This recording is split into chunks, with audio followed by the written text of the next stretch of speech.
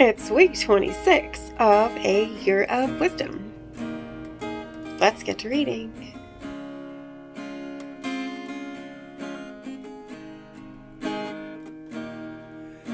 Day 177. Job 35 and 36. Moreover, Elihu answered and said, "Do you think this is right? Do you say, 'My righteousness is more than God's'? For you say, 'What advantage will it be to you? What profit shall I have more than if I had sinned?' I will answer you, and your companions with you. Look to the heavens and see, and behold the clouds. They are higher than you. If you sin, what do you accomplish against him? Or if your transgressions are multiplied, what do you do to him? If you are righteous, what do you give him? Or what does he receive from your hand? Your wickedness affects a man such as you, and your righteousness a son of man. Because of the multitude of oppressions, they cry out. They cry out for help because of the arm of the mighty. But no one says, 'Where is God my Maker, who gives songs in the night, who teaches us more than the beasts of the earth, and makes us wiser than the birds of the heaven?' There they cry out, but he does not answer, because of the pride of evil men. Surely God will not listen to empty talk, nor will the Almighty regard it. Although you say you do not see him, yet justice is before him, and you must wait for him. And now, because he has not punished in his anger, nor taken much notice of folly, therefore Job opens his mouth in vain. He multiplies words without knowledge." Elihu also proceeded and said, "Bear with me a little, and I will show you that there are yet words to speak on God's behalf. I will fetch my knowledge from afar. I will ascribe righteousness to my Maker. For truly my words are not false. One who is perfect in knowledge is with you." Look who joined us. "I will ascribe righteousness to my Maker, for truly my words are not false. One who is perfect in knowledge is with you. Behold, God is mighty, but despise no one. He is mighty in strength of understanding. He does not preserve the life of the wicked, but gives justice to the oppressed. He does not withdraw his eyes from the righteous, but they are on the throne with kings. For he has seated them forever, and they are exalted. And if they are bound in fetters, held in the cords of affliction, then he tells them their work and their transgressions, that they have acted defiantly. He also opens their ear to instruction, and commands that they turn from iniquity. If they obey and serve him, they shall spend their days in prosperity and their years in pleasures. But if they do not obey, they shall perish by the sword, and they shall die without knowledge. But the hypocrites in heart store up wrath. They do not cry for help when he binds them. They die in youth, and their life ends among the perverted persons. He delivers the poor in their affliction, and opens their ears in oppression.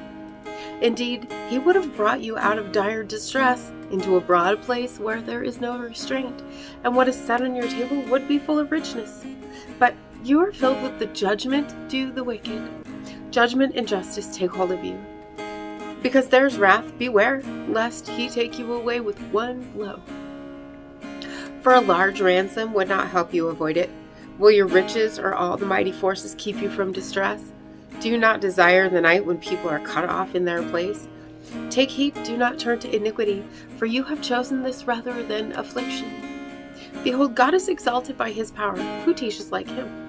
Who has assigned him his way, or who has said, 'You have done wrong'? Remember to magnify his work, of which men have sung. Everyone has seen it. Man looks on it from afar. Behold, God is great, and we do not know him. Nor can the number of his years be discovered, for he draws up drops of water which distill as rain from the mist, which the clouds drop down and pour abundantly on man. Indeed, can anyone understand the spreading of clouds, the thunder from his canopy? Look, he scatters his light upon it and covers the depths of the sea, for by these he judges the peoples. He gives food in abundance. He covers his hands with lightning and commands it to strike. His thunder declares it, the cattle also, concerning the rising storm. Proverbs 26. As snow in summer and rain in harvest, so honor is not fitting for a fool. Like a flitting sparrow, like a flying swallow, so a curse without cause shall not alight. A whip for the horse, a bridle for the donkey, and a rod for the fool's back. Do not answer a fool according to his folly, lest you also be like him. Answer a fool according to his folly, lest he be wise in his own eyes. He who sends a message by the hand of a fool cuts off his own feet and drinks violence. Like the legs of the lame that hang limp is a proverb in the mouth of fools. Like one who binds a stone in a sling is he who gives honor to a fool. Like a thorn that goes into the hand of a drunkard is a proverb in the mouth of fools. The great God who formed everything gives the fool his hire and the transgressor his wages. As a dog returns to his own vomit, so a fool repeats his folly. Do you see a wise man in his own eyes? There's more hope for a fool than for him. The lazy man says, "There's a lion in the road. A fierce lion is in the streets." As a door turns on its hinges, so does the lazy man on his bed. The lazy man buries his hand in the bowl. It wearies him to bring it back to his mouth. The lazy man is wiser in his own eyes than 7 men who can answer sensibly. He who passes by and meddles in a quarrel not his own is like one who takes a dog by the ears. Like a madman who throws firebrands, arrows, and death is the man who deceives his neighbor and says, "I was only joking." Where there is no wood, the fire goes out, and where there is no talebearer, strife ceases. As charcoal is to burning coals and wood to fire, so is a contentious man to kindle strife. The words of a talebearer are like tasty trifles, and they go down into the inmost body. Fervent lips with a wicked heart are like earthenware covered with silver dross. He who hates disguises it with his lips and lays up deceit within himself. When he speaks kindly, do not believe him, for there are 7 abominations in his heart. Though his hatred is covered by deceit, his wickedness will be revealed before the assembly. Whoever digs a pit will fall into it, and he who rolls a stone will have it roll back on him. A lying tongue hates those who are crushed by it, and a flattering mouth works ruin. And as always, thank you so much for being here today. If you haven't already, hit that subscribe button right there, and click the bell for notifications. Hit that like button for me if you would. And I will see you tomorrow. Maranatha. I know without a doubt you'll carry me out of the storm. I'm standing at the crossroads.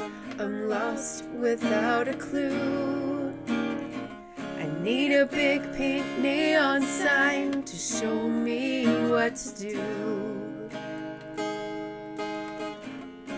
I thank you, Lord. It glorifies you when you're the only answer. I praise you, Lord, for holding what's too much for me. And I'm amazed by you, Lord, because nothing's too big and nothing's too small to lay at your feet.